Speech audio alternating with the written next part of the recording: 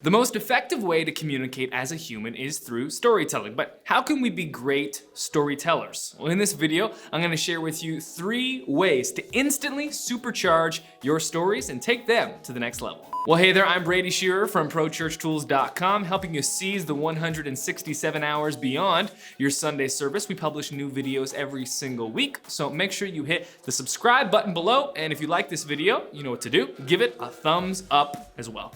Storytelling, it's the most powerful form of human communication, but how can you take the stories that you're telling and propel them from good to great? Well, here are 3 easy ways to instantly supercharge your stories. Let's start with number 1, be specific.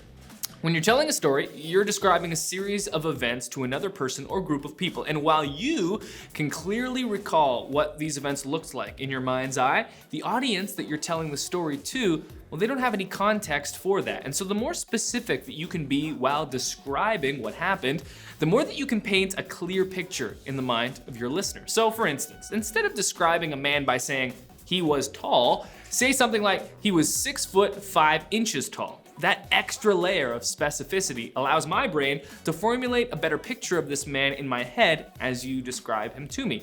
Instead of starting a story by saying, several years ago I woke up with a weird feeling in my chest, say, I remember it clearly. I woke up the morning of January 21st, 2013 with a weird feeling in my chest. Being specific in your storytelling is so important when it comes to allowing your audience to see what you're saying. Not only that, but when it comes to communication, the more specific you can be, the more credible you will appear. So that's way number 1 to supercharge your storytelling instantly, be specific. Number 2, use dialogue. So instead of recalling a conversation by saying, yeah, I talked to my mom and she told me ...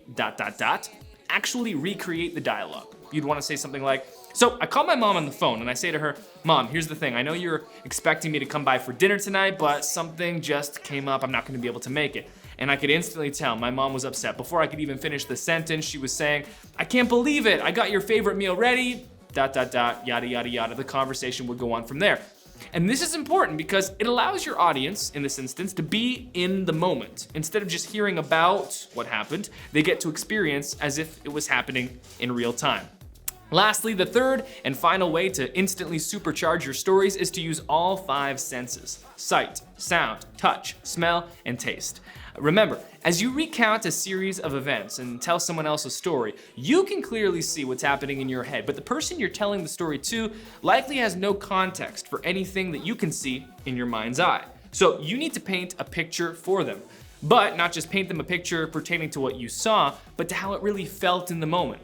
So instead of just describing what the barn looked like, you could say something like, the barn smelt like fresh sawdust, and every time I took a step, I heard a different type of creak coming from the floorboards beneath me. More than anything, when telling a story, you're probably going to be focusing on the sense of sight and creating a vivid image in the mind of your listener. But don't neglect the other 4 senses, especially when you begin to stack senses on top of each other. Describe what it looks like, smells like, sounded like, etc.